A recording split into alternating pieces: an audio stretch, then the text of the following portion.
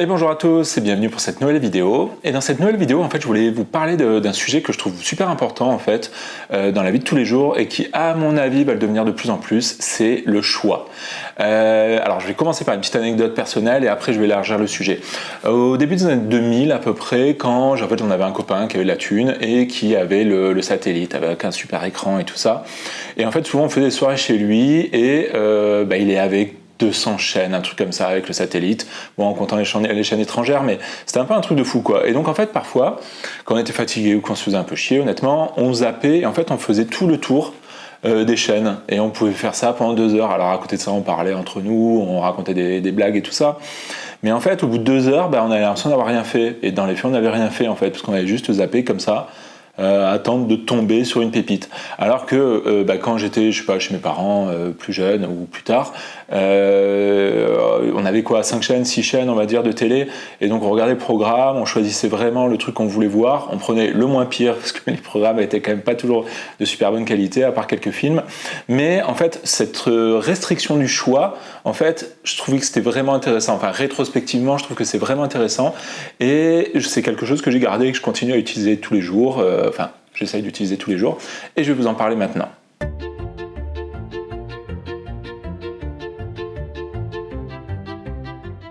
Et en fait, notamment, il y a le psychologue Barry Schwartz qui a écrit le dilemme du choix et qui explique en fait que avoir trop de choix tue le choix d'une certaine manière. Et dans nos sociétés, on a énormément de choix. Vous allez au supermarché, vous allez dans les cafés, vous allez sur Internet, vous avez un choix pléthorique. C'est impressionnant en fait.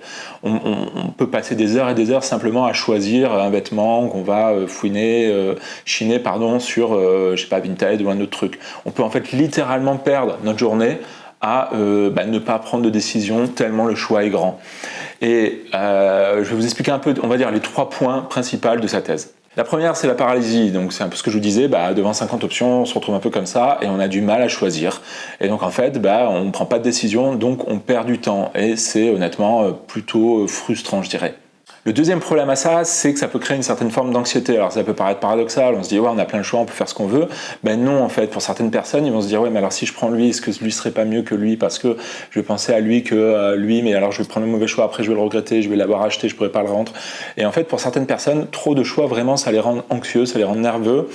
Et en fait, ça les satisfait pas. Alors qu'à la base, ils sont là pour choisir quelque chose, que ce soit un programme télé, vous allez acheter quelque chose, choisir d'aller à telle soirée ou à telle autre. Et en fait, c'est un peu dommage d'avoir de l'anxiété par rapport à quelque chose qu'on n'avait pas avant, c'est-à-dire énormément de choix. Et enfin, le dernier effet, on va dire, négatif de ça, c'est une espèce de forme d'insatisfaction, en fait. C'est-à-dire, vous allez vous dire, ok, je choisis ça, mais vous allez peut-être vous dire, ouais, mais en fait, si j'avais pris ça, peut-être que je serais plus heureux. Alors, les problèmes se rejoignent un peu, mais en fait, vous n'êtes pas content, alors que vous avez eu le choix, vous avez eu la liberté, en fait, de choisir, mais en fait, il y a quelque part dans votre tête, au fond de votre tête, vous dites, ouais, mais peut-être que j'aurais dû prendre ou choisir ça, en fait. Et ça aussi, c'est un problème, encore une fois, par trop de choix. Et là, je reviens à un petit exemple. À moi, en fait, c'était dans les années 2010. Je passais devant une pub, je passais en ville et il y avait une affiche avec une pub. Alors, je sais plus, c'était Lidl, Aldi, c'était une marque comment on appelle ça, de discounting, là, de produits alimentaires pas chers. Et eux, ils n'ont pas beaucoup de place. C'est une de leurs contraintes, en fait. L'idée, en fait, c'est de faire des économies. Ils ont des petits magasins, c'est pas les géants comme Carrefour géant ou Intermarché ou ce genre de choses. Et en fait, ils avaient fait une super pub où ils mettaient, alors j'essaie de vous chercher la pub, j'ai pas retrouvé sur internet malheureusement, mais en gros, le message c'était nous considérons que votre temps est important et donc nous considérons que vous n'avez pas de temps à perdre à choisir parmi 10 références de café. Et autant je regardais assez peu les pubs, autant cette pub j'ai trouvé absolument géniale parce qu'en fait je me suis dit ouais, mon temps de cerveau il est peut-être pas forcément disponible pour choisir parmi 10 marques de café. Alors si je suis à fond sur le café, je vais aller dans un magasin où ils vendent du super bon café, comme ça je pourrais tester une brûlerie, je pourrais vraiment approfondir le sujet. Mais c'est vrai qu'en fait quand on y réfléchit, si vous faites vos courses et que pour chaque produit que vous voulez acheter, il y a 50 références, vous allez y passer des heures. Et en fait, moi, il y a un Carrefour juste à côté de chez moi qui est gigantesque. Je déteste y aller parce que autant je suis assez bon pour prendre des décisions assez rapidement, autant rien que de devoir tout regarder un petit peu, passer un peu quelques produits sur Yuka parce que je suis un peu hypochondriaque et j'aime bien manger des trucs qui sont pas trop mauvais pour la santé. Autant, en fait, je peux y passer des heures. Donc maintenant, ce que je fais, en fait, je vais dans un supermarché un peu plus petit. J'ai remarqué que les prix sont un petit peu plus chers, mais en contrepartie, je sauve 1 heure peut-être ou 1 heure et demie de ma journée. Donc je me dis, la différence, est-ce que ça vaut en fait l'1 heure et demie de ma journée, que je ne vais pas le perdre au grand supermarché? Je me dis que ça vaut le coup en fait. J'essaye de calculer comme ça peut peut-être paraître un peu bizarre, mais en fait, je fais ça dans plein de trucs et je trouve que ça marche pas mal pour moi.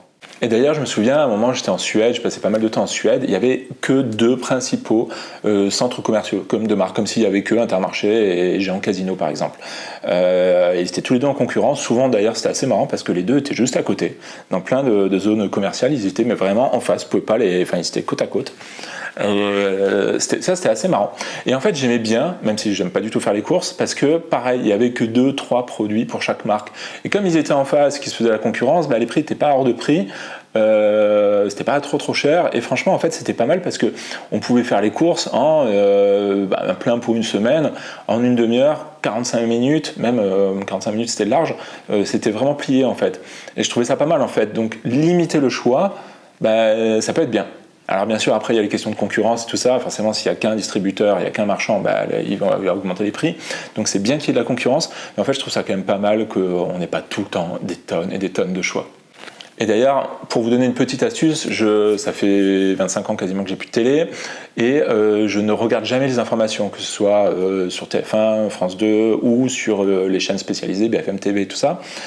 Pourquoi ? Parce qu'en fait, ça m'a toujours insupporté le fait que ça soit eux-mêmes qui décident de qu'est-ce qui est important et je dois suivre selon, mettons que le journal il dure 20 minutes, une demi-heure, c'est moi qui dois suivre en fait leur déroulé. Alors ils mettent au début ce qui est selon eux le plus important et puis après la suite, et puis après la suite, et puis après la suite. Pareil à la radio, parce que c'est un flux continu, donc c'est normal. J'en veux pas, hein, c'est normal que ça se passe comme ça. Mais c'est vrai que ça me plaît pas. Et ce que je fais en fait depuis 20-25 ans, je lis des journaux. Alors en général, je les lis en ligne, mais en 2 clics de souris, paf, je peux voir tous les articles et je peux lire ceux qui m'intéressent et approfondir ceux qui m'intéressent. Et il y a plein d'articles dont je me fous par exemple quand ils parlent de la météo, qu'il fait chaud en ce moment. Alors ça peut être intéressant, mais moi ça ne m'intéresse pas plus que ça en fait. Donc en fait ça me permet, c'est moi-même qui gère ce que je lis en fait.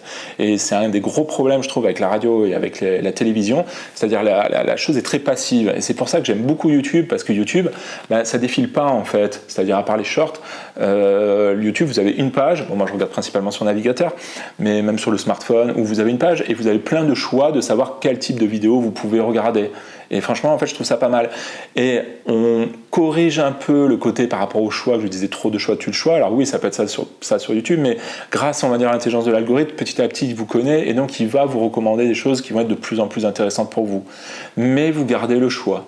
Mais c'est un petit peu plus limité. Puis après, si vous voulez découvrir d'autres choses, vous tapez dans la barre de recherche quelque chose qui vous intéresse. Vous pouvez aller voir les tendances. Mais je trouve que pour ça, YouTube, c'est vraiment intéressant parce que je trouve que c'est un bon compromis entre des milliards et des milliards, là, c'est littéralement des milliards de vidéos qu'on peut trouver sur YouTube, et en même temps, des options assez faciles pour avoir le choix. Et c'est là où je vais m'opposer, en finir avec cette vidéo, un peu à TikTok, et à Instagram aussi d'une certaine manière, mais bon on va se concentrer sur TikTok. Je vais quand même publier quelques shorts sur TikTok parce que je sais qu'il y a beaucoup de monde qui sont dessus et je pense que mon contenu peut être intéressant, en toute modestie, je pense que ça peut apprendre des choses aux gens et peut-être aux gens un peu plus jeunes parce que je sais que la moyenne d'âge sur TikTok est assez jeune, mais l'idée en fait de TikTok c'est comme ça défile, vous n'avez pas le choix. Alors oui, vous pouvez manipuler d'une certaine manière l'algorithme parce que vous dites que vous aimez ça, vous commentez, donc après il va vous recommander plus de contenu dans ce sens-là, vous pouvez suivre quelqu'un qui vous intéresse, donc après vous pouvez aller sur sa page. Mais je sais que la plupart des gens en fait, tout ce qu'ils font c'est qu'ils font défiler en fait, d'une certaine manière ils tuent le temps en fait, et quand ça leur plaît pas, ils sweep, zappent, pas comme on dit, et en fait ça fait que alimenter comme ça mais sans choix. Si vous faites ça pendant 10 minutes, 15 minutes sur Insta, c'est pas grave, ou sur TikTok, vous avez 15 minutes à tuer, vous attendez quelqu'un, vous n'êtes pas très bien, voilà, c'est 15 minutes, c'est pas méchant. Le problème en fait c'est quand on passe des heures et des heures comme ça et qu'en fait on perd le contrôle. Il y a 1 milliard de choix aussi de vidéos sur TikTok, mais là on vous retire le choix. Donc l'idée en fait de cette vidéo, pour synthétiser, Le choix, c'est à la fois super, et je suis content de ne pas vivre au 19e siècle où on bouffait tout le temps la même chose. Je suis content de pouvoir aller au supermarché et trouver plein de produits exotiques, des produits de différentes qualités, selon mon budget, selon l'argent que j'ai envie d'y mettre et tout ça. J'adore pouvoir aller dans plein de restos différents avec des cuisines très différentes et tout ça. Il y a énormément d'avantages en fait à avoir du choix, c'est super. Mais par contre, il faut faire attention en fait, parce que vraiment trop de choix tue le choix. Et je pense que faut vous dire, votre temps il est limité, votre temps sur Terre est limité.